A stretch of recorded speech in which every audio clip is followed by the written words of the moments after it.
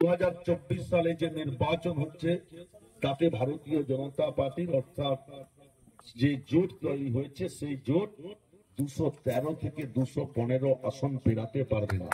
অর্থাৎ আরএসএস প্রমাণ করে দিয়েছেন, দিনের আলোর মতো পরিষ্কার করে দিয়েছেন, তৃতীয়বার আর ভারতবর্ষে ভারতীয় জনতা পার্টির নেতৃত্বাধীন কেন্দ্র সরকার ফিরতে পারবে না। দেশের মানুষ তাদেরকে প্রত্যাখ্যান করবে। আর আমাদের নেত্রী মমতা বন্দ্যোপাধ্যায় অনেক আগেই বলে দিয়েছিলেন 180 থেকে 190 এর মধ্যে আজকে পড়বে ভারতীয় জনতা পার্টি। ভারতবর্ষের মানুষ টাটা বাই বাই বিদায় জানাবে এই ভারতীয় জনতা পার্টিকে, যারা 10 বছর ধরে অর্থনৈতিক শোষণ করেছে দেশের নাগরিক। এই নির্বাচনটা এত গুরুত্বপূর্ণ কেন? ভারতবর্ষের লোকসভা নির্বাচন, ভারতবর্ষের লোকসভা নির্বাচন এত গুরুত্বপূর্ণ কেন? এই নির্বাচন নিশ্চিতভাবে নইপুর গ্রাম পঞ্চায়েত কে গঠন করবে আর কে আপনার বাড়িতে বাংলার মামাটি মানুষের সরকারের নেত্রী মমতা বন্দ্যোপাধ্যায়ের উন্নয়ন পৌঁছে দেবে তার নির্বাচন নয়।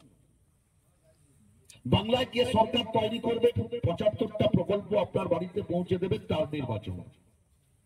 এই নির্বাচন উত্তরে হিমালয় থেকে দক্ষিণে কন্যাকুমারীতে সুবিস্তৃত ভারত ভাবে 5.5 লক্ষ গ্রাম, 4,500 বিধানসভা কেন্দ্র, 542টি লোকসভা কেন্দ্র, দেশের 130 কোটি নাগরিককে কে সুরক্ষিত রাখতে পারবে তার নিরিখে নির্বাচন।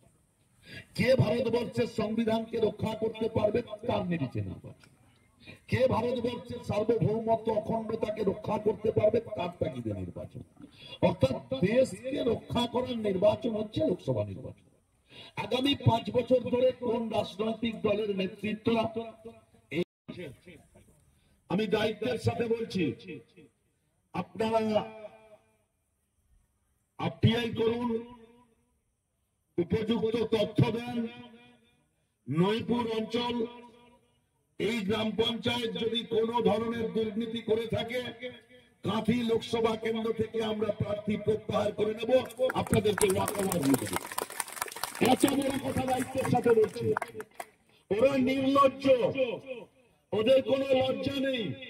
যারা এটা সোশ্যাল মিডিয়ার মাধ্যমে ভাইরাল করেছেন, নিশ্চিতভাবে আইনি পদক্ষেপ যা আছে অরূপবাবু পুলিশকে জানিয়েছেন, সাইবার ক্রাইমে আমরা জানিয়ে আইনি পদক্ষেপ, আইনি ব্যবস্থা যা আছে তার উপযুক্ত ব্যবস্থা নিশ্চিতভাবে তৃণমূল কংগ্রেস গ্রহণ করবে।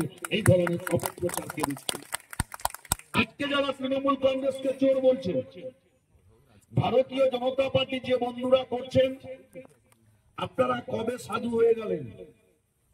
এই ভারতীয় জনতা পার্টির বন্ধুরা কবে সাধু হয়ে গেলেন এই প্রশ্নটা করবেন। কেন করবেন? মমতা বন্দ্যোপাধ্যায় বিজেপিকে চোর বলেনি, রাহুল গান্ধী বিজেপিকে চোর বলেনি, ভারতবর্ষের ভারতীয় জনতা পার্টি বিরোধী দলগুলো তারা বিজেপি